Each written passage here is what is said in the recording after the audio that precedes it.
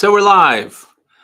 So I want to thank everybody for being here. I see some people already in the chat trying to post their questions. Ross Wagner looks like he's going to leave early.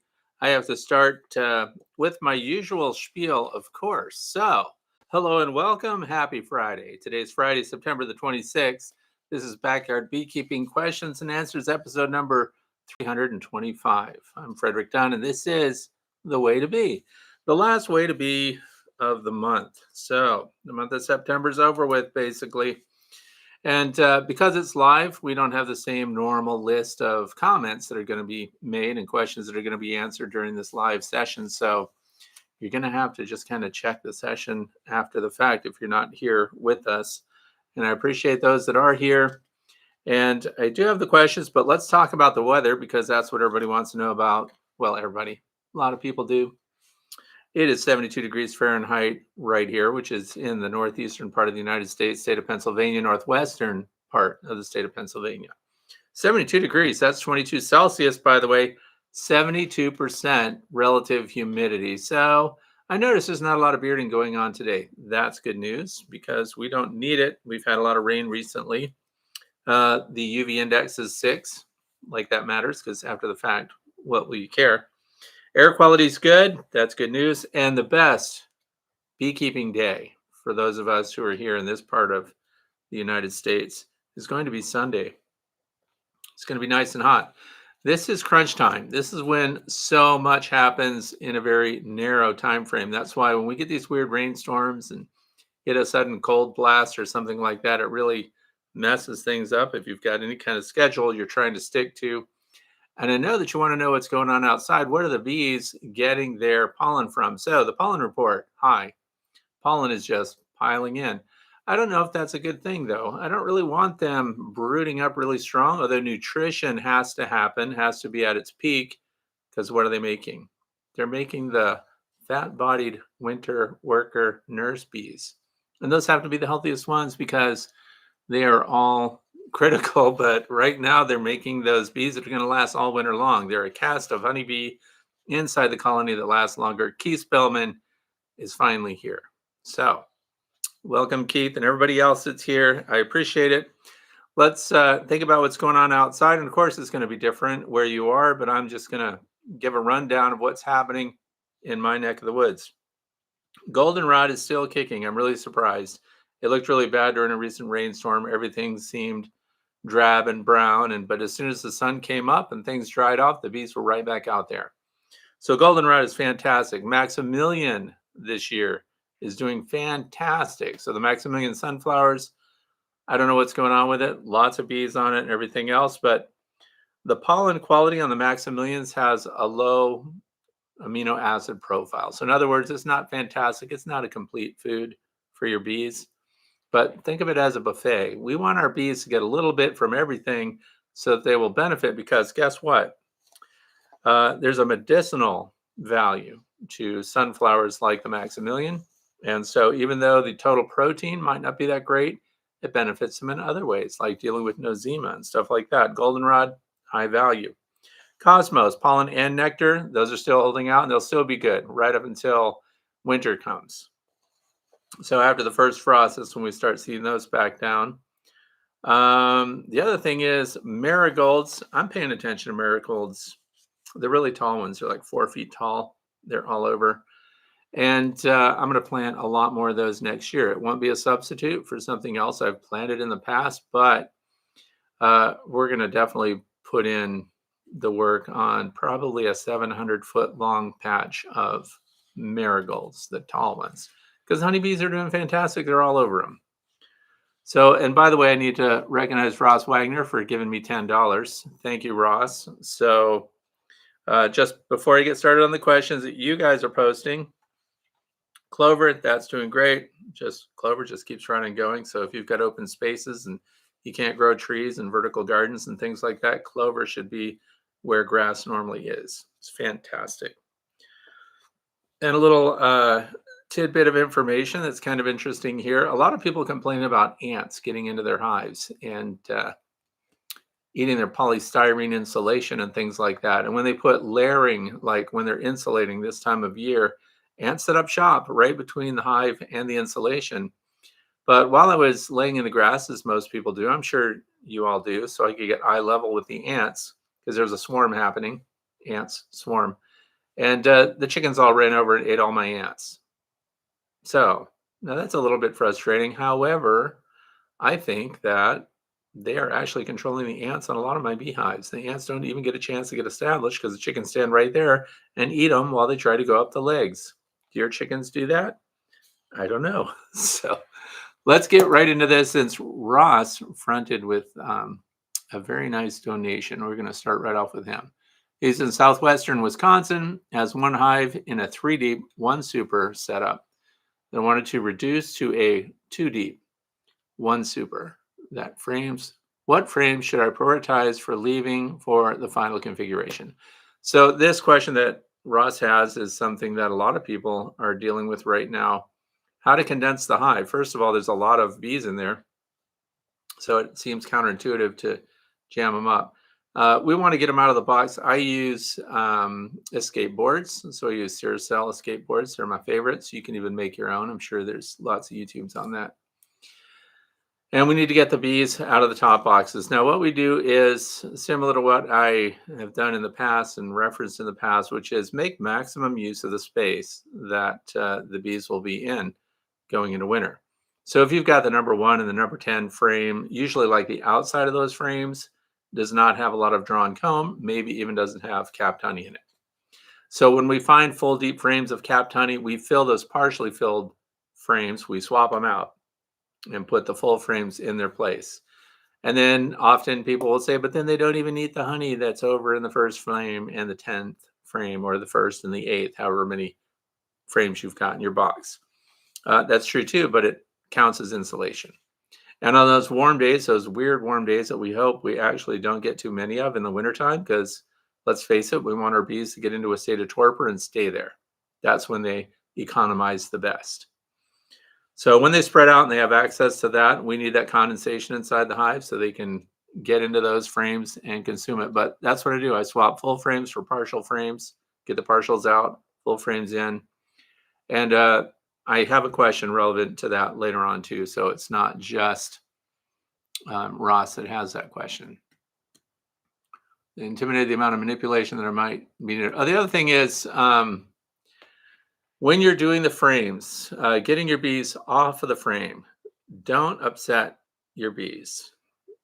So this is why we also need to pay attention to the weather, because we want to do this on a nice warm day. And I realize you may not have that in your forecast at all. So time crunch, you have to get out and manipulate your bees. These are backyard beekeepers, so usually we can pick and choose because we can do our whole apiary in a day.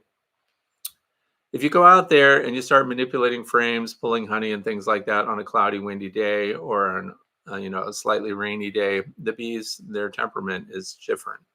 They come after you. So last year I made a huge mistake. I have one of those Wolf box. I don't have it sitting here, but it's those high velocity little fans.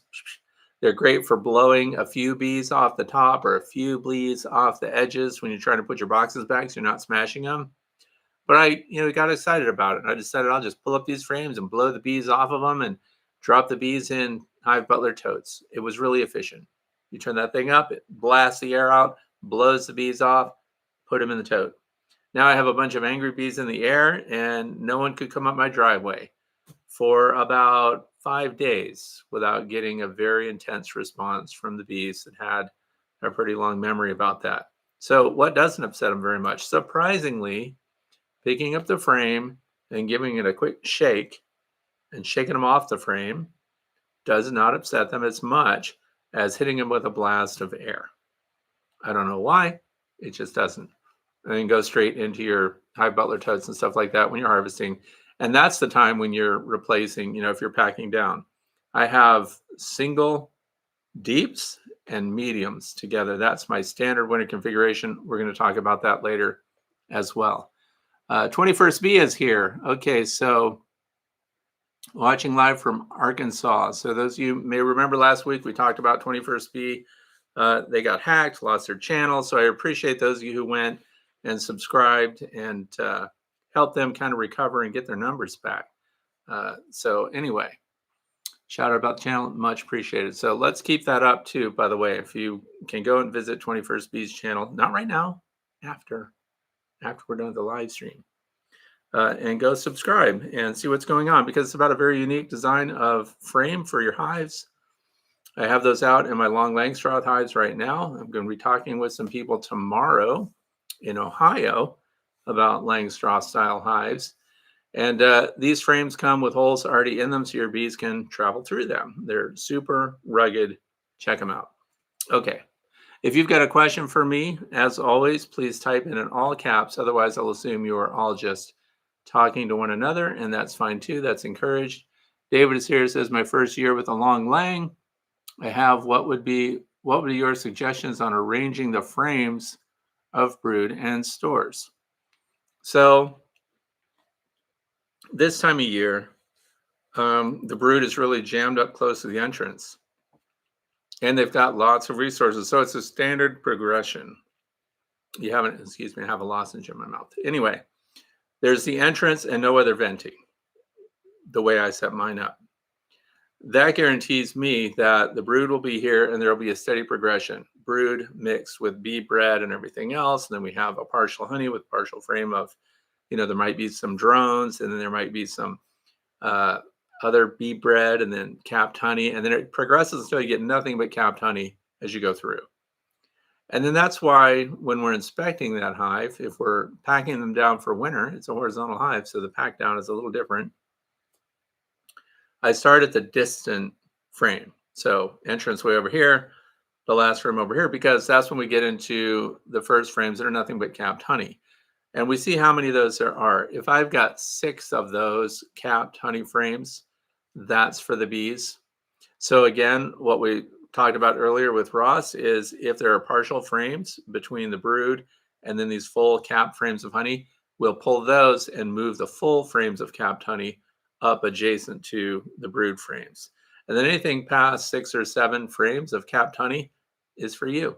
And that's what follower boards are for. So instead of packing down boxes, we're just shifting the follower board, whatever you want to call it. It's a solid board that, as far as the bees know, is the end of the hive. So that's the space they're living in. The top bar hive has the same situation. Interesting hive there too, by the way. But the pack down is really easy. Don't be like me and shift all the frames. Brian's here from Castle Hive, so we say hi to Brian also. Anyway, packing down boxes is a lot more difficult than just moving a follower board over. And then as a temporary thing, I'll pull frames of honey and put them on the back side of the follower board, and I intend to go back and get them later. And then I forget, and then there's locked in frames of capped honey in the hive that bees can't get to. And I forget about them until this time of year. And then I pull them out and I put them at my robbing station. I feed them back to the bees because they've been in there for 4 or 5 months. Probably still good to go, but this is the time of year where robbing is skyrocketing. So my robbing station, I have a new robbing station this year. It's fantastic. Those of you that were in the waiting room ahead of time saw the premiere. It was a 3-minute video of nothing but bees at my robbing station. It's a genius design. I just want to point it out in case you want to know, because raccoons have come to it, can't get to it. And the deer have come through. They don't need honey. They don't care. Skunks have come through. They can't get to it, but they eat the stuff that falls on the ground. It's a great design. It's nothing but a coat rack on the side of a building that has all of the racks are perfectly distant for Langstroth frames, and I can hang 6 Langstroth frames per rack series. So it's really interesting. Anyway, it works really well. And Castle Hives just gave me $10. I don't hate it, let me tell you. Okay, so if you want to also, maybe after the fact, you're watching this, and you're thinking, but I have stuff to do. Well, it's a podcast, so just do a Google search, The Way to Be podcasts, and then you'll be able to listen. There you go. So, and that's it. So Bill Robinson's here. It's been a long time since I've seen Bill. So I'm glad everyone's here. Let's get into the very first question for the day. And I do need to say, if you want to submit a topic for consideration for a future Q&A, please go to thewaytobe.org, click on the page marked contact, there's a form that you can fill out. I read every single one of those. So let's start right off with Trish Westberg, who submitted her question on YouTube this week. When do you move your frames around to confirm full frames of honey are in the center going into winter? Also, when you pull your supers, do you replace the other box of frames or do the bees to possibly draw during the fall? Okay, so drawing out comb this time of year, that's a pipe dream almost. Although I have to say the top bar bees and some late season swarms have proven me wrong. I put 1-to-1 sugar syrup out there. If you get a swarm, okay, so there is a difference. If you get a swarm, you can keep them drawing comb so long as you keep providing them with 1-to-1 sugar syrup. If you have a resident colony that has not finished out some of their frames, just adding sugar syrup this time of year doesn't seem to kick that in. They don't seem to jump up and start drawing new comb. So we really need perfect weather conditions for that to happen. But new installs, new colonies, we can use those as comb builders. If nothing else, let's say you think they're not going to make it, exploit them. Have them draw out all the comb that you can get them to draw, because drawn comb on foundation or foundationless frames is worth its weight in gold come spring. You can just store it. So it does work. And I've already answered this question. So we just talked about this for Ross. Same exact situation. Swap out full frames for the partial ones. Pull the partial ones out. Maximize your stores for winter. A lot of people do go through winter with single deep brood management, which means they have a single 8 or a single 10 frame Langstroth box that's deep, and or 2 mediums, and they put a queen excluder on top. And so during the year, everything above that is nothing but honey for the beekeeper to take off. And it makes packing down easy because there's no brood in those upper boxes. So when you go right back down to that box, you pull your queen excluder off.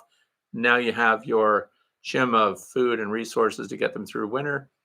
When I made the shift to insulate my covers on my hives, and when I made the shift to remove top venting, because the bees were telling me at every turn they don't want top venting. Every time I built these really super well constructed, extremely detailed manufacturing.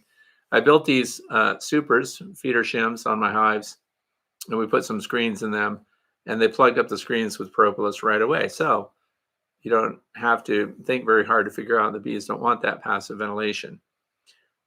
So then Bee Smart Designs came out with their insulated inner cover, which made my really cool, extraordinarily well made feeder shims kind of obsolete, because now I had an insulated inner cover that I could just pop on, and I didn't have to make anything. Just put that on there and then put a medium box over the top of it, and I had this feeder shim, which we all have now.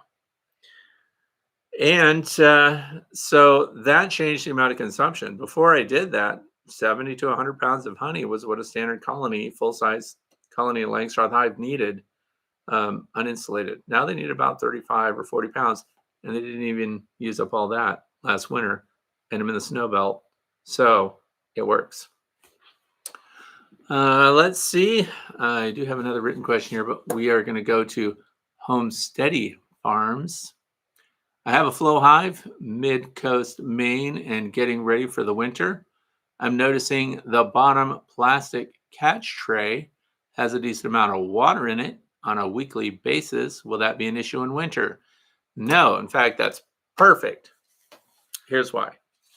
So, and by the way, Flow Hive was ahead of a lot of stuff that I have changed for my Langstroth hives without even knowing that they were ahead of it. The very first Flow Hive that came out in 2015, of course, I bought it. They had a screen bottom board with a removable insert. Hated that base. Did not like it at all.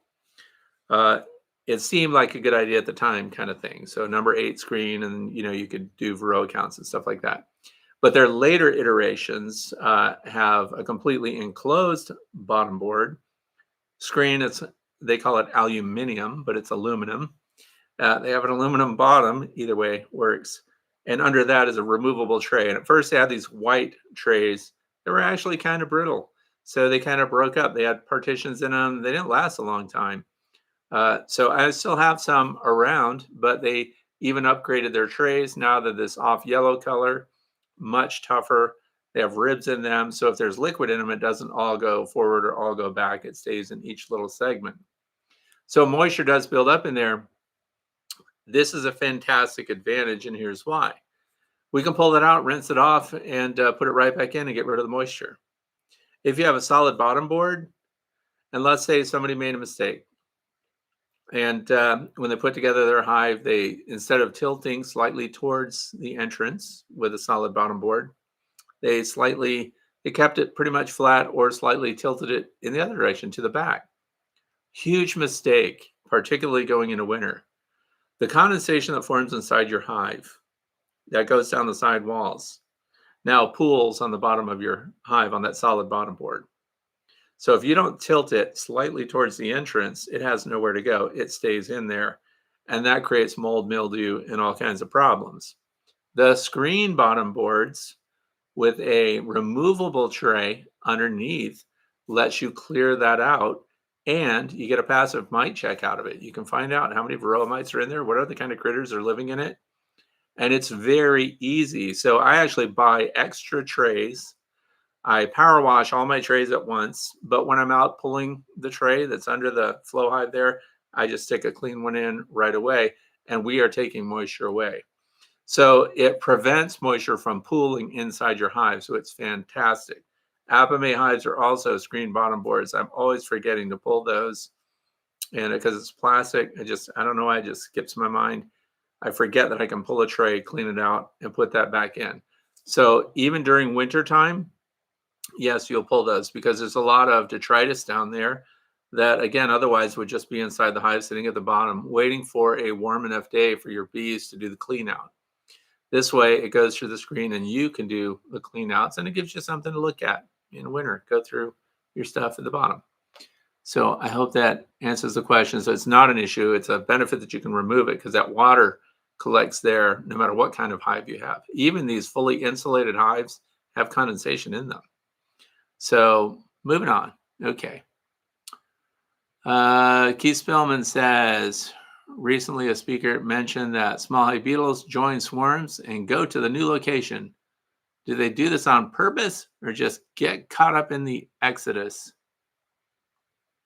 You know, you people and your small hive beetles, I don't have any. Keep meaning to talk to Dr. Jamie Ellis, University of Florida, about his small hive beetle exploits. I just don't have any, so I can't say that I've seen one show up. And, so could they travel with them? Let's think about that. Okay.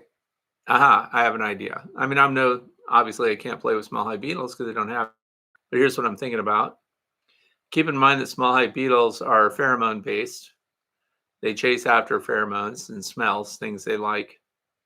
So when your bees swarm, notice that you also see a bunch of foragers that often still have pollen on their corbicula. They're just flying off with everything. I think rather than the small hive beetles attaching to bees or something while they're flying out and swarming, I think that other small hive beetles in the area may be smelling the swarm and following them and joining them. And it seems like the bees should be able to get rid of those small hive beetles in that situation. Pure speculation. Don't know anything about it. Can't do any direct observations. I would like to, but so I can't answer that question definitively. But that's a good question for Dr. Jamie Ellis. In fact, pitch it to him because he will probably write about it in the American Bee Journal because he does a Q&A article on that every single month. So Phil Lee says, you have chickens, not small hive beetles. Okay, yeah, it could be something to that too, because let me tell you what else I don't see around here. Spotted lanternflies. They have to come out of the ground. They have to pupate. They have to make it. My chickens are Johnny on the spot. They don't play. Keep in mind, they are the closest living relatives of what? The T-Rex. That sounds like a joke. That's true. Look it up. It's pretty fun. All right, so as told by Mimi, question, are you planning on trying out the new Naroa treatment if it is approved where he lived? I was just reading about it. I knew somebody was going to ask this question. A lot of you, I bet you don't know. Here's why. This is a new Varroa destructor mite treatment, but it's a novel treatment, and it's just been approved this month, by the way. So you might be hearing about it here first. It's an mRNA treatment. So that freaks a lot of people out. It says, oh, the RNA, oh, they're going to be GMO. So what it is listen to this. They feed it to the bees. The bees consume it. And then it impacts Varroa destructor mite reproduction. So what happens is Varroa destructor mites just can't reproduce at all. So what they do is they just live out their little adult lives and then they die. And then there's no replacements for the mites. That stuff is pretty expensive, by the way. If you look for it right now, you won't find it because it's sold out. That's how convinced people are that this is going to be a fantastic solution to Varroa mites. So for those of you who accept the type of research, and I'm one of the people that does, the way it's delivered to your bees, it's just fed to your bees as a powder. You can feed it on the bottom board. You can feed it inside the hive on top of the bees on a feeder shim. They consume it. And then it kills the Varroa destructor mite. Zero impact on queens, zero impact because they had to prove this through research. This didn't just come out. They had to prove it over years of research.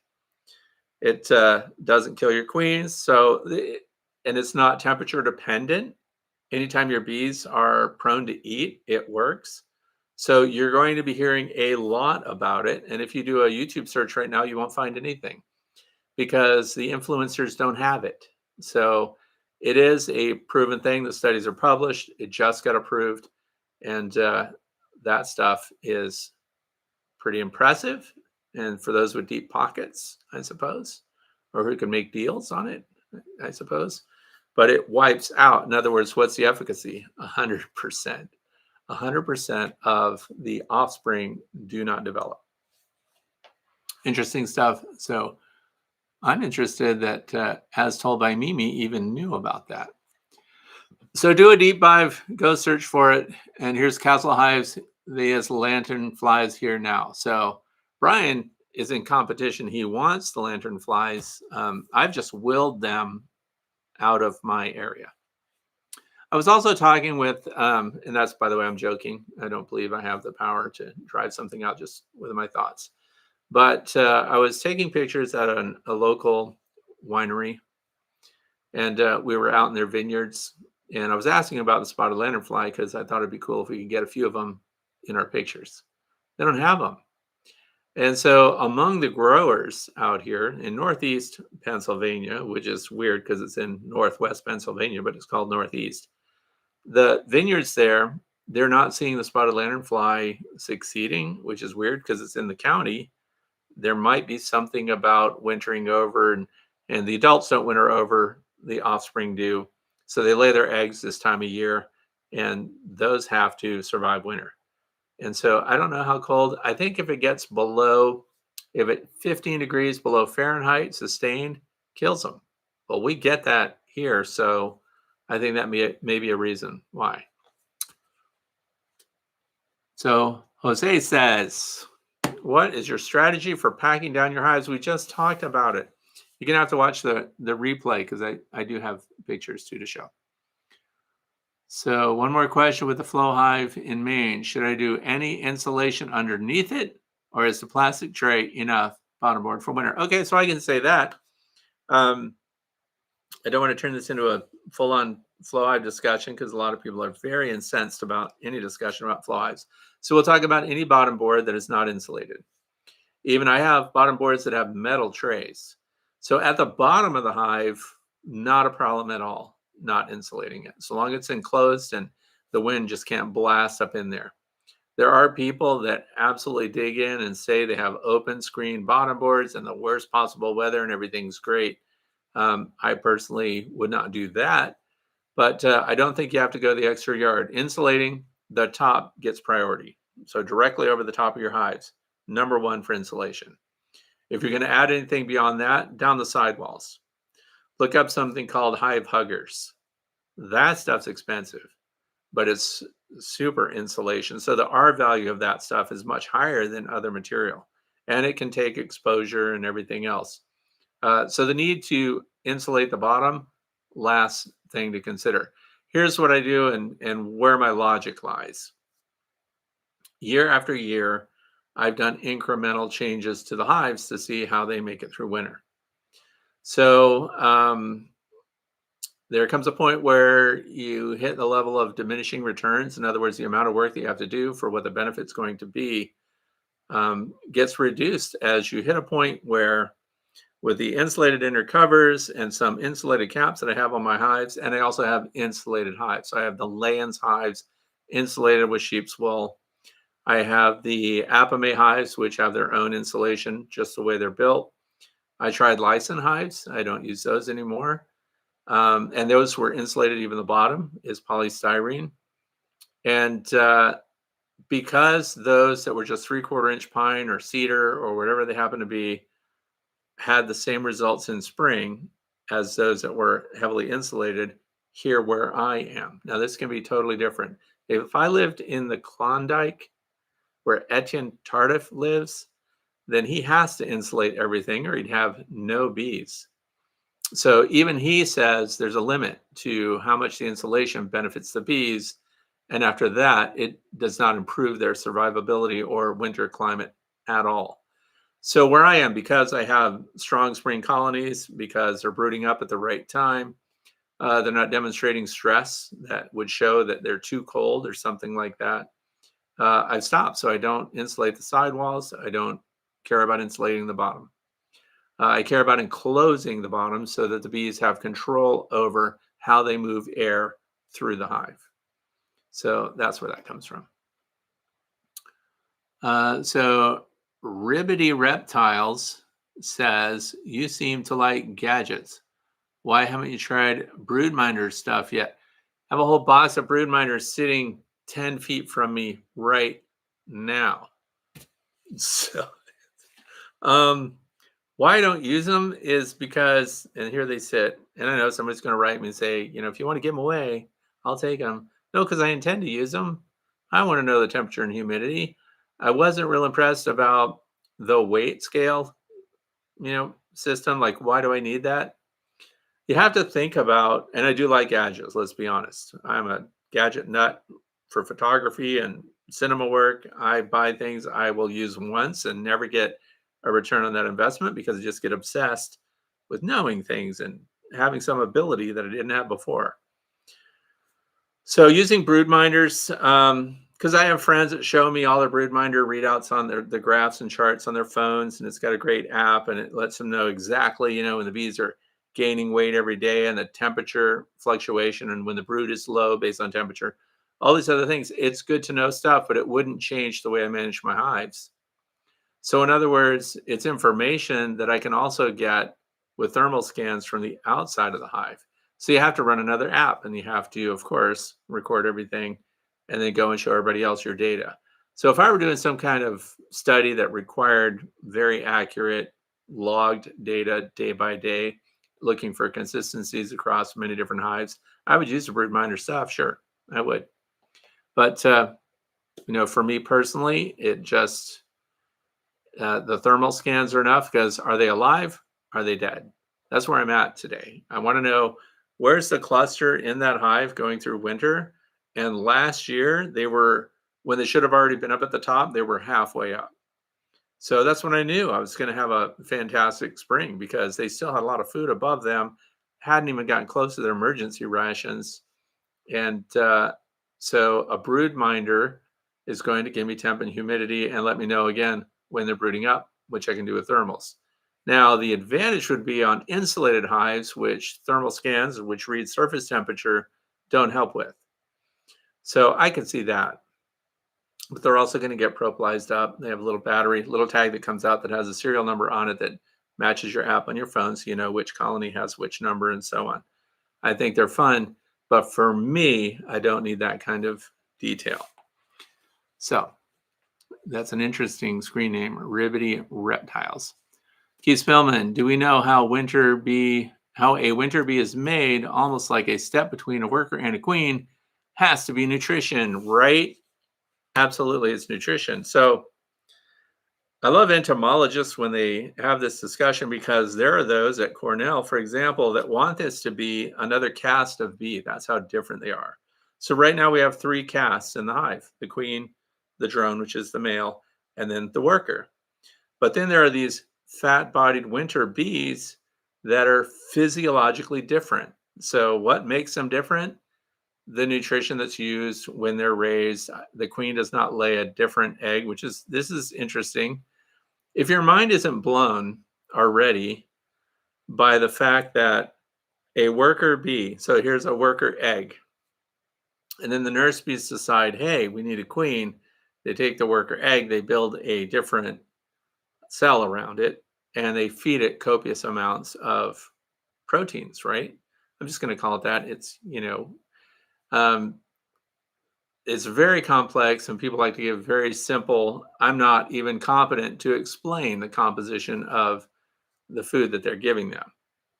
But the part that blows me away is they've taken a worker, they produce a queen in a shorter amount of time from the same egg through diet alone. You get an entirely different caste of bee inside the hive. That would be like, I don't know what to compare that to.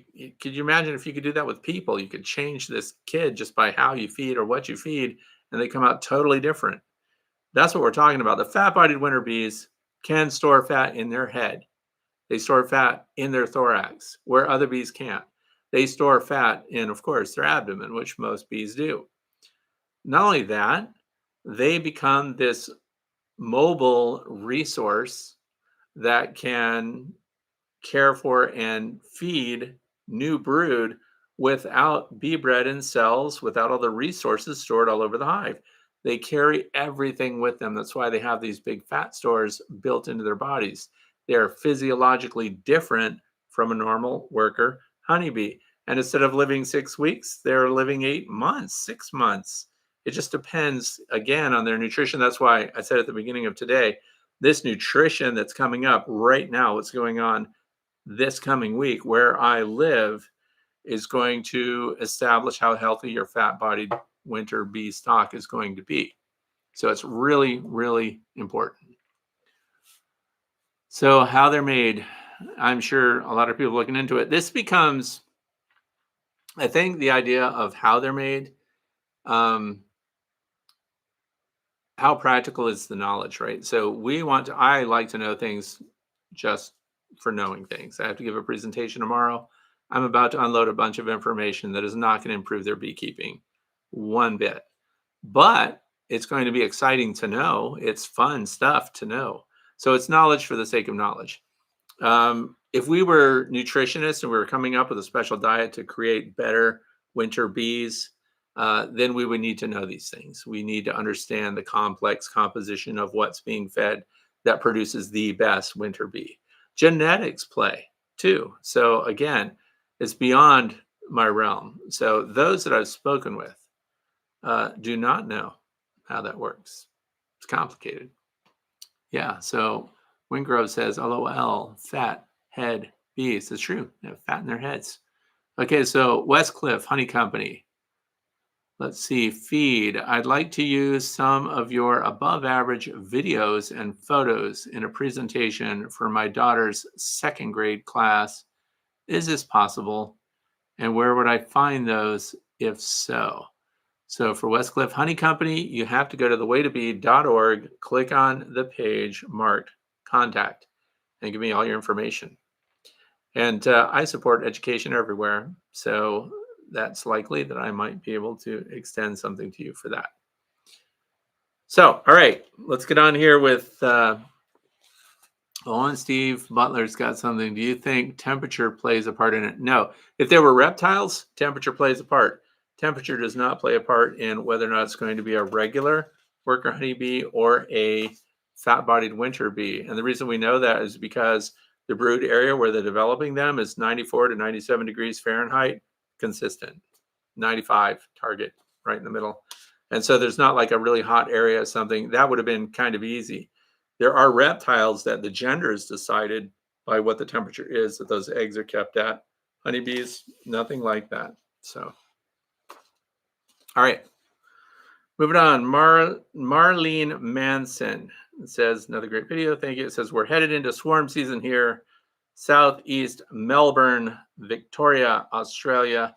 I built 2 horizontal hybrid flow hives that currently occupy my bedroom balcony. Had a sneak peek 2 weeks ago for the first time since the winter packed down. And when the weather was warm and stable, no sign of swarm cells, but both are strong and growing. I removed the follower board and popped more empty foundation frames in before the old honey frames, so they have an additional 5 to keep them busy. My question, how do you do a Demaree method with a horizontal hive? I've learned that you take the queen, some empty drawn frames, nurse bees. Okay, and so it goes. So, and by the way, I know somebody's going to write me and say it's Demaree. Okay, Demaree. It's the same. We know who we're talking about. The whole point of it is to get your brood area to be less congested so that we remove one of the triggers that causes your bees to prepare for swarming. So the Demaree method means that you pull frames of brood, you move them up. There's a queen excluder. You move those frames of brood up above the queen excluder. Some people even include a spacer box between that and the next box up. That creates a loss of brood in the brood area. Now they feel like they're less congested. Now that swarm instinct is reduced. And then, of course, those that are above the queen excluder, those workers emerge from those cells. They move back down through the queen excluder and join the rest of them. So that's one way. Now, with a horizontal hive, we have follower boards, as I mentioned earlier, that define the end of the space that we're keeping all these frames in. You can make another follower board that goes somewhere in the middle of between brood frames and your food resources that are capped and stored. You cut out a hole in the center of that. It could be a 4-inch diameter hole. It's not critical. You take one of those plastic queen excluders and you staple that to that board. And so now workers can pass through, the queen cannot. So we pull brood frames out, put them on the opposite side of the follower board, and you put empty, unfilled cells that have drawn comb into the brood area. And we have a loss of congestion and a removal of worker bees that are developing in the pupa state. So that's another way to do it. I should say that I don't do any of that, but I understand that if you're stuck and you want to make sure that you are not losing your bees, this gives them a sense of more room to expand, more room to develop brood. And then, of course, those frames, we should keep in mind too, the frames that you use like that are dirty frames. They are dark, they're dense. I don't know if you've ever tried to harvest honey out of those brood frames, but that's what we're talking about. When we take these frames out and we move them opposite a queen excluder, and then we let the brood that's in it emerge out, it later gets used for honey stores, and it's not an optimal honey frame. So that's another reason why I personally just don't like that method in general.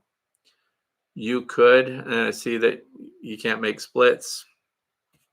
So that puts people in a pickle.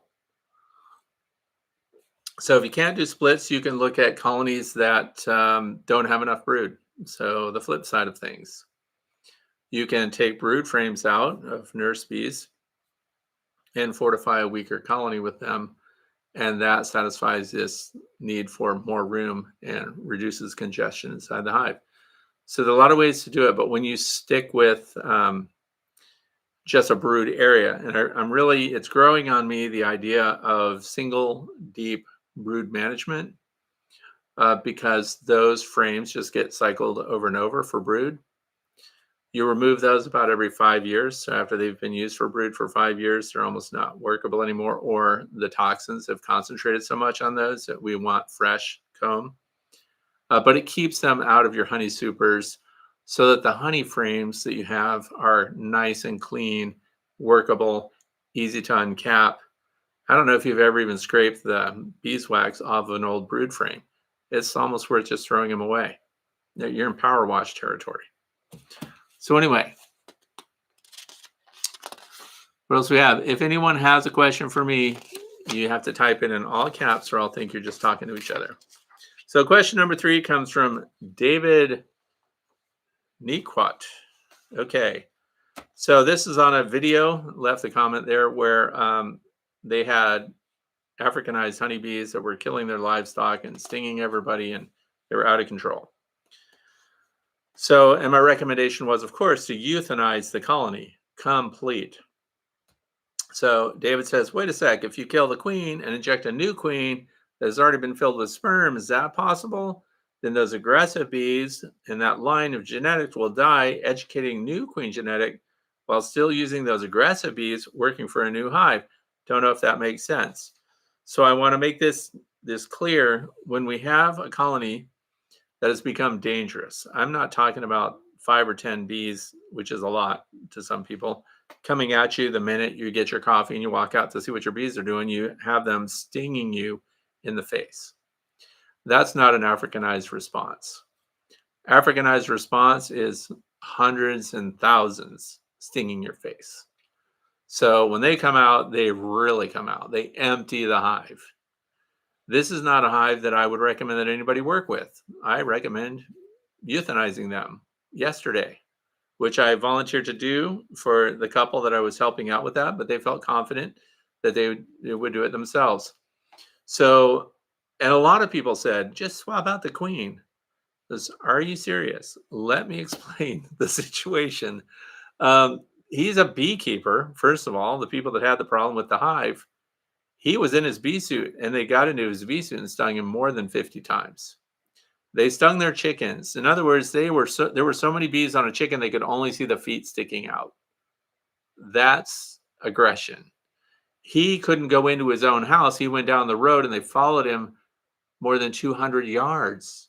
This is not a normal colony of bees, and swapping out the queen isn't anything I'm even interested in. Those genetics need to be removed. So let's say you did. Let's say I tried to work with it and said, okay, let's put a queen in there. Let's take a hit. Let's get in there. Let's dress for war, and let's requeen the colony. The attitude of all those bees is still there. So it's not an instant turnover of attitude. The other thing is they have drones. Those drones have their genetics. Those genetics are spreading around. We need to stop that too. So I recommend total encapsulation, total destruction of that colony of bees. I don't even want to play with the idea that you could still keep those bees around and get more honey. Me personally, if you get just imagine, the mailman pulls in. This is a rural mail route. I think about these guys all the time because I hate to laugh about it, but they're scared. Like I've had Amazon delivery people. They're clearly from the city. They have no idea what they're getting into. They pass all these bee warning signs on their way up my driveway. Some of them just throw stuff out the window and leave. I don't blame them. I still mark the part that says delivered with care. In fact, if they get out of their car while yellow jackets and stuff are swarming around them, yes, we have even that, and they set it against my garage, I hit the part that says above and beyond, because they're not ready for it. You and I, we're around stinging insects all the time. But true hostility, a truly dangerous colony, that's on you. You gotta deal with those things. So, oh, here we go. You know what? So kill the queen. Here we have Donna Schneider. How do you keep all the pieces from falling out of that Apamea feeder? When I check my hives, I take the feeder off and set it at a 45-degree angle, but the pieces fall out. Donna, I was going to answer you today. I had your thing printed out.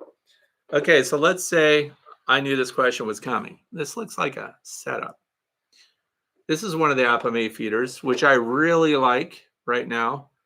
But if you tip it up, these things have a tendency to fall out. These pieces are just set on here. The center part can fall out. It doesn't even matter which configuration. They make these for nucleus hives and stuff too. That's not the way it's designed. So, and I realize this probably isn't the answer you want. But when you take an Apamea cover off and you lay it next to your hive upside down, this sets in it perfectly. It's designed to hold it.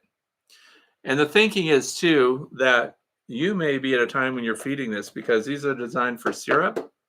and solid food. If you've got some syrup in here, you can't tip it anyway. So you have to keep it level. I know that that's not a good answer. Let's say you want to tip it no matter what. It's all empty. You want to tip it. I would put little tabs of tape around it, I guess. I've never had the problem because when I inspect hives, I don't put anything on the ground. All of my hives have space next to them, or I set up a little hive stand that I carry with me. Those Be Smart Designs plastic hive stands, they're lightweight. I have extras just sitting around because when I'm going to do an inspection, I pull that hive stand over and I sit it next to the hive I'm going to look at, and I take my stuff off and I set it right on there. Nothing gets sat on the ground. So not a great answer, but that's pretty much it. I think if these are falling off, let's problem solve. So if these covers just fall out, right? Maybe we can wax or propolize them or do something to make them just gummy enough to stay put.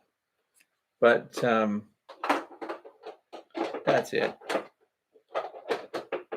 I hate to have my answer be, well, then just don't tip them 45 degrees or whatever. But that's it. They're not designed to tip. Anyway, Christina Mann says Africanized bees produce less honey and more awful, hateful, terrifying bees. Listen to Christina Mann. Christina. Oh, yeah, I know.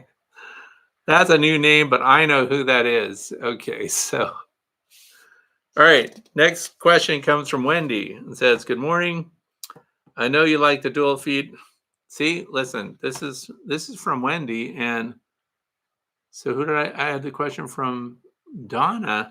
So this is Wendy that says, good morning. I know you like the dual feed ApiMay feeder, which I love as well. I get ready to overwinter. I'm not sure if I should use the center area for fondant or take the whole thing off and put the fondant pack over the inner cover, insulate on top. Are you leaving yours on over winter? And if so, how do you insulate? Okay, these ApiMay feeders,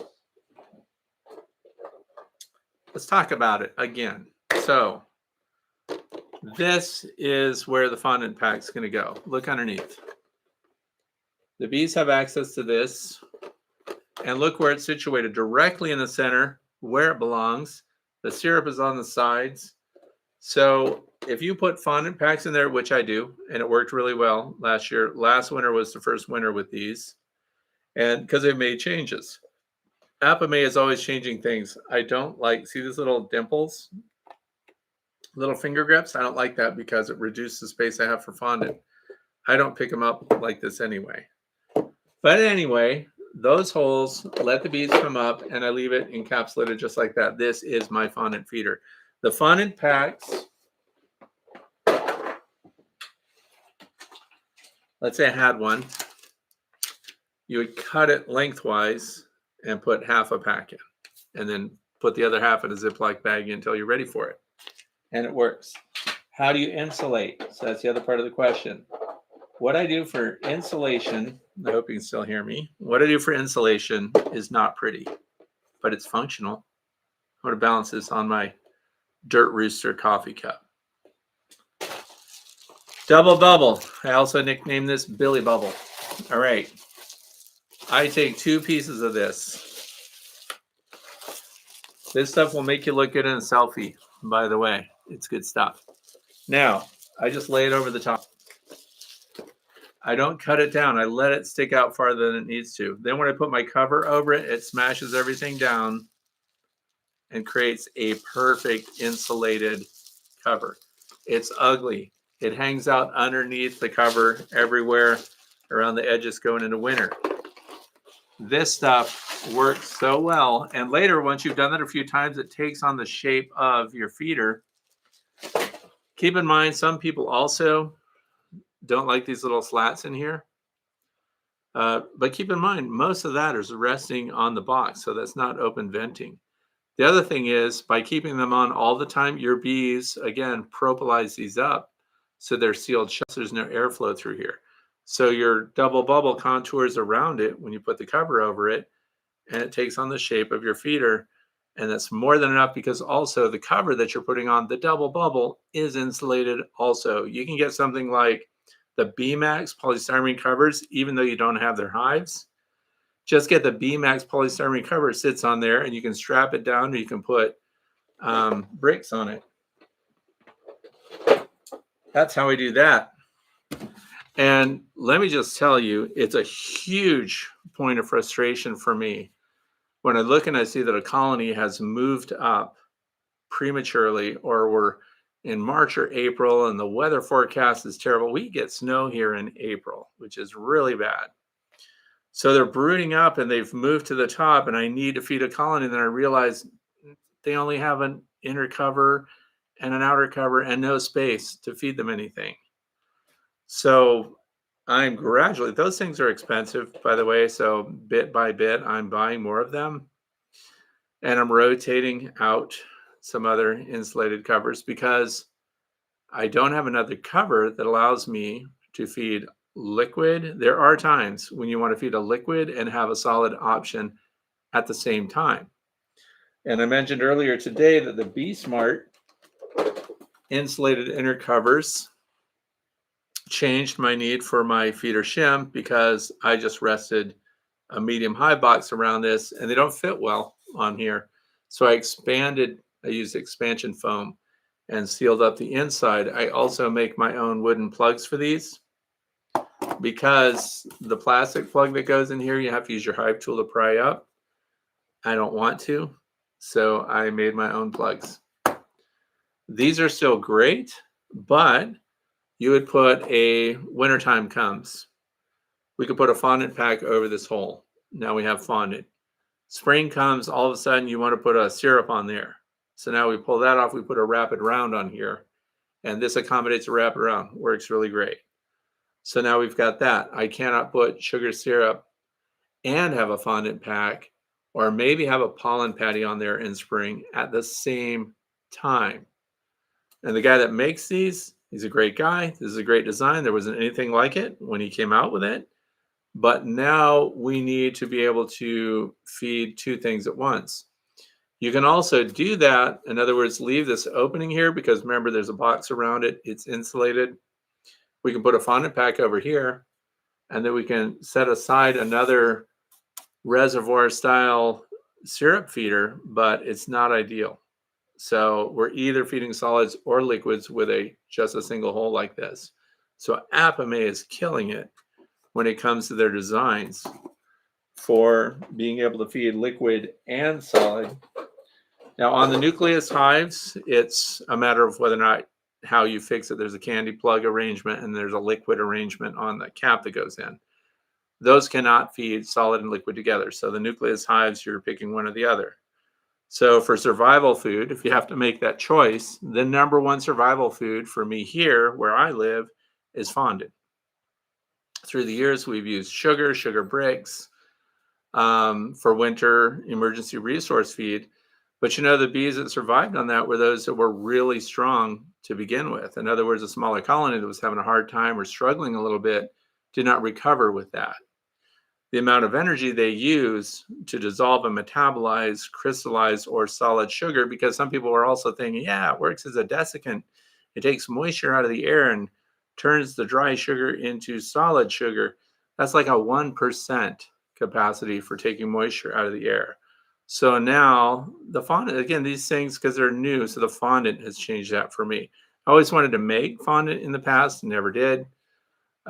Jim from Vino Farm, he has a culinary background. He made fondant once, and I thought, just sell that stuff and I'll buy it because I don't want to make it. Heating things and stuff, cold fondant. Anyway, I'm overdoing it. Those feeders are fantastic. That's how I use them. All right, now, Home Steady Farms. I insulate my rapid rounds and entire feeder shim area. Is it better to cut open the Hive Life fondant pack and scoop into the rapid round, or just use the Hive Life packet straight on the inner cover? That's a great question.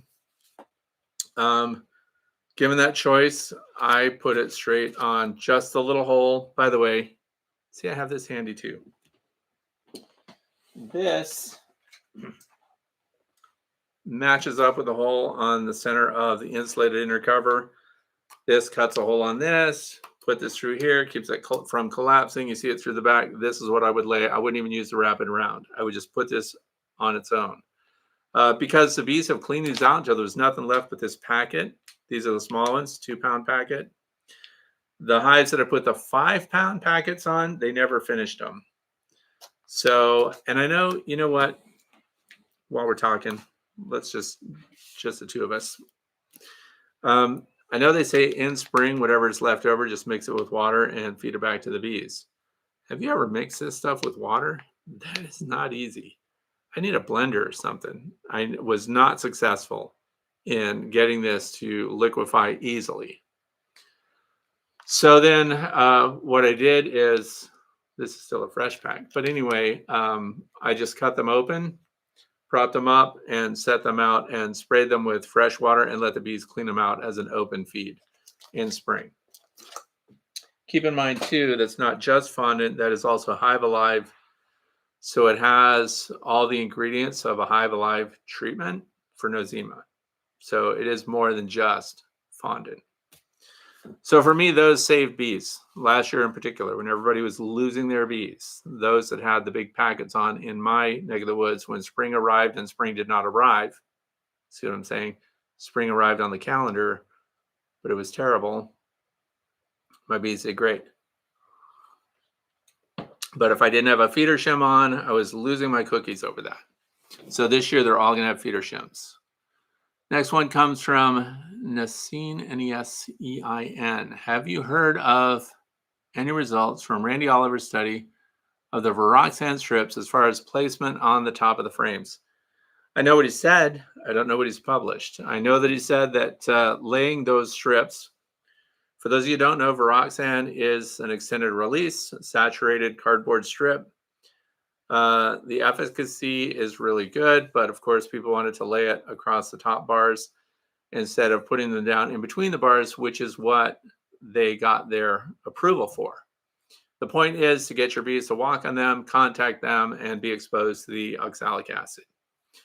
Randy Oliver said that the laying it across the top bars was a bad idea.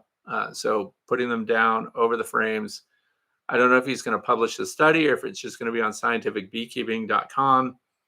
You can go and check that out, but he was not impressed with over the top. He was very plain spoken about that not being the way to go. Now, that said, I have another friend, Bob Binney, who is also doing testing of laying it across the top and trying some different, I think he's got his own formula. I'm not even sure. He has access to the University of Georgia, and those entomologists there are taking his data right now, and they're looking at that. So I think a lot of people are just waiting to see. Wouldn't it be convenient, though, if we could just lay it across the top? I would do that tomorrow. I don't like sticking it down in the frames, and then it's, of course, every other frame. See, here's a frame that doesn't get one over it. This one gets over it. This one gets over it. It's exposed to both sides of the center frame, and on it goes, because they clear out the brood underneath those Viroxan strips. So a lot of people are using them. It's a good control method. And I think some people are just leaving them in for extended periods of time. But how easy it is to just prop up a box and lay it over the top. I mean, that would be super. So anyway, Randy Oliver, I don't know if he's published it. He was not impressed. Laying over the top. Follow, I have to say, because I'm me, follow the guidelines of the company that produces the miticide that you're about to use. And the Viroxan, those who developed it, do not recommend laying it over the top bars. Installing it down in the brood frames is the way to go. Let's see. Okay. Yeah, the brood does not get capped where they hang. However, the argument is that though they don't brood and use the cells underneath the Viroxan strips, once you remove them, the recovery rate for the colony collectively is remarkable and excellent. Okay. Done with the dual feeder. Question number 5 comes from Donna from Dade City, Florida. I have a couple of Apamate hives. How do you keep all the plastic? Oh, there it is. We already answered that. I'm ahead of the game. Question number 6. This comes from Kelly. It says, I'm kind of freaking out because the long-term winter forecast is suggesting a hard winter. You know, our weather people can't even predict what's going to happen in 2 days. They're so far off the mark so often, I don't even know what to say. And this is not the only time I've heard this, that they're predicting an epic winter. We have a weather guy in my bee club, and he says these new models that predict weather are so extraordinary, and they're saying that the weather this winter is going to be the worst that you've ever seen. So, but anyway, let's say it's true. The most recent winter here in northern New Jersey was not nearly as severe as yours was in western PA. You can say that again. We were in the Snow Globe Award competition with over 100 inches of snowfall. Anyway, so I'm not sure if I should do 2 deeps and 1 medium, or 2 deeps and 2 mediums. Go by weight, just pack it down and hope for the best. I do use Hive Alive fondant. Thoughts? By the way, while we're talking about Hive Alive fondant, use code FRED10, get 10% off. Anyway, I do a single deep and a medium, and that's it. But I made a drawing. This is my drawing. So this is my configuration for nucleus hives. And this is my configuration for my single deep and a medium. And also where I loose fit my insulation on top. It also shows I use solid bottom boards. And as mentioned earlier, the solid bottom board with a removable tray, screen on top. Entrances reduced to 3/8 of an inch, no top venting of any kind. And what I've shown in these illustrations are the hive top feeders that allow for fondant. So the fondant you can put on the Be Smart Designs insulated inner cover, fantastic piece of kit. You can also put it on the Apame, so they accommodate both.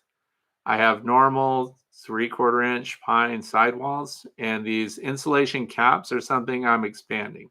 So I'm making my own 2-inch rigid foam board insulated caps that I slide over the top of the hives, which will enclose those Apame or Be Smart style feeders. So I hope that's clear enough. That's what I do. Now let's see, you just can't pack it down because there's just so many bees in there. I get it. But do your best to use an escape board and get them down below. Pull them off and then put emergency food resources. Here's the thing, because right now where I am, I want them to backfill the top box. This is it. This coming week, any honey we're going to pull, we're pulling now. The flow supers are full wall to wall, which is amazing because it wasn't like that last year. So we're going to pull all that off. Flow supers get pulled completely. So I am going to try a couple of them because I'm listening to Steve Rapaski. He is a big commercial beekeeper in my state. He's also a friend. He did the book called Swarm Essentials. And he does single brood management, and it sounded really convincing. So I am going to try that, not with every hive, some of the hives, and we're going to see how they fare. So packing them down, this, I think it's overkill to have. I did this in the past, 2 deeps, 2 mediums, what I called super colonies. I thought they were going to do great. None of them ever did well going through winter. It was too large of a colony.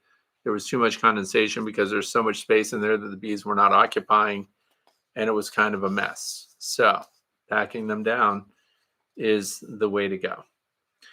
So the next question, let me see if I have any. Let's see. I move my host tops, blah, blah, blah. Okay. Question number 7 comes from Richard Tursky. It says, should the hive entrance be oriented to the end of the frames or broadside to the frames, or does it make no difference? The reason I ask is I will be assembling a 1 queen keeper's hive soon and would like to place the entrance at the back of the hive instead of the side. Thanks. Okay, so this question comes up actually quite a lot. And this is where I really enjoy people like Randy McCaffrey, Dirt Rooster, and Mr. Ed, who is Jeff Horchoff. they're in the south and they do these. Of course, this is different, north-south weather extremes. But all I want to know, how big was the entrance? Where was the entrance located? And most frequently, the entrance is hitting the broadside of a cone, right? We would say frames, but there are no frames. These are spaces that feral colonies move into and occupy. So we look at bee trees also, the entrance. What is the comb orientation? When we put them together, we have all the frames in a row, and then the entrance, goes right between the frames. Do you know that's referred to as the cold way or the cold orientation?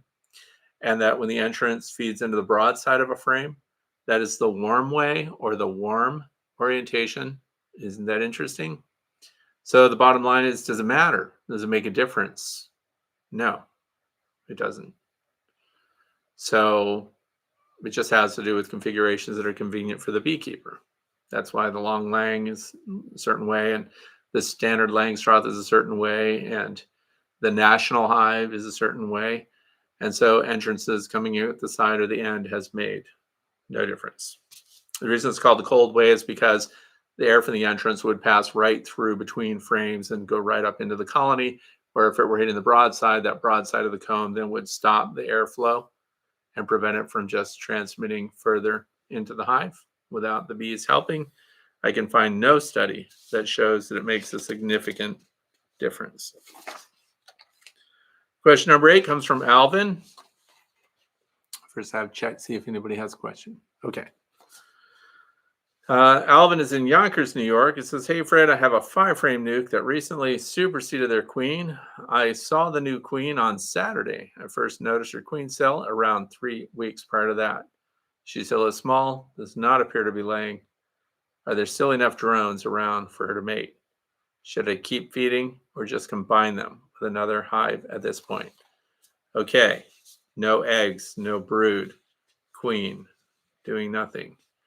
If she's truly an unmated queen right now, I do see lots of drones around, but keep in mind, I don't know, what would I do?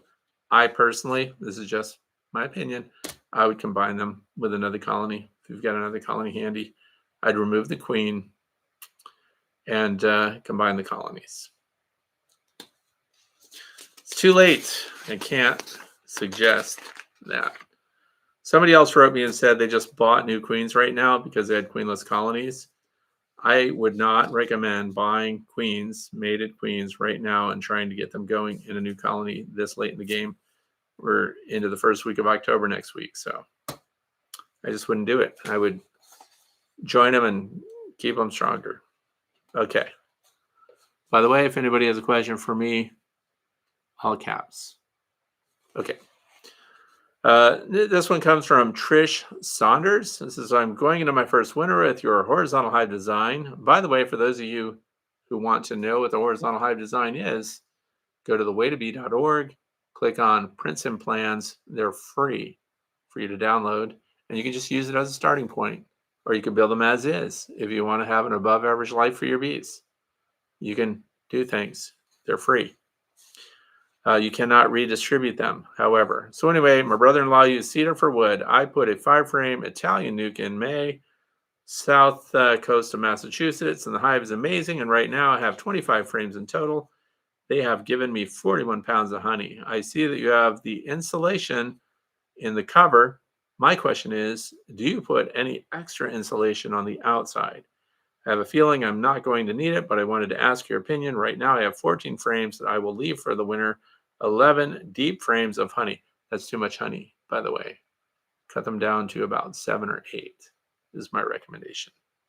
And harvest the rest of that. 7 deeps with brood, eggs, and larvae. And so the other frames are being built up. I wasn't planning on feeding them over the winter and wondered what you thought of that.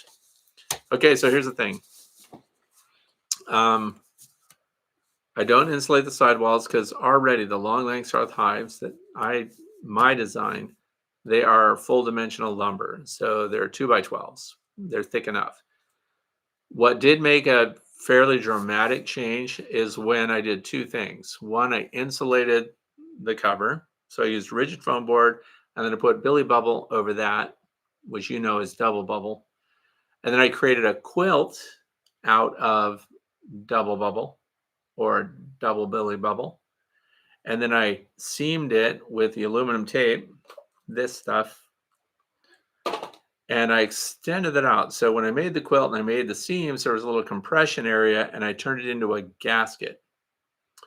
Because when the top comes down, even though it's really heavy and well made, expertly crafted, when it came together, there were little gaps that air could pass through. So by creating double bubble that went out and acted as a gasket, zero airflow, enhanced insulation cavity, improved wintering. So again, I go back to my beginning explanation where I do these incremental changes. And if what I have in spring is a strong, robust, thriving colony of bees, I don't need to change anything unless it starts to show that what I'm doing is somehow deficient. So if I've hit the sweet spot, the gasket was the sweet spot. Double bubble gasket between the cover and the sidewalls on the long Langstroth hive, locked it in. That was fantastic. If I had put brood minders in there, I probably would have had really fantastic information. Would have done, like, reported really good stuff. But scaling it back, all those frames, that is a lesson learned.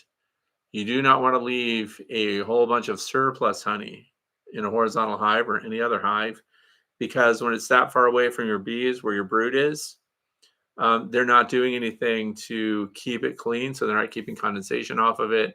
And so these really freezing nights when it gets, minus 10 or something, and then during the day it's at 32 to 35, which in midwinter feels really fantastic.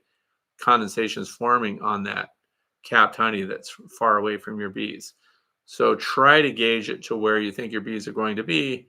And then if you needed to, because it is a long hive, if the bees seem to be progressing through the honey, and it's very easy thermally to see exactly where they are, and as you move closer to the farthest reaches where the honey stores are, you could backfill with the capped honey that you've stored maybe in your basement or something until that time comes. So, bees in the abyss. Oh, by the way, thank you, Mara, for the kind donation. I really do appreciate it. So James Barron, I bought a horizontal hive. What's left? Bees in the abyss. Hi, Fred. Have you used the hive heater? And do you have any opinion on it yet? The hive heater. Oh, the hive heater. Man, I think the guy's name is Steve. The hive heater, which is also a hive dryer, I've not used it. I never got one. And I think he was in Utah. Am I right? And I met him at the North American Honeybee Expo in January. I will be there also this coming January. So I get to be a presenter this year. But no, I don't have one. I haven't tested one. I haven't got any updated data. And it's supposed to, talking about moisture in your hive, it gets moisture out of your hive in the upper reaches.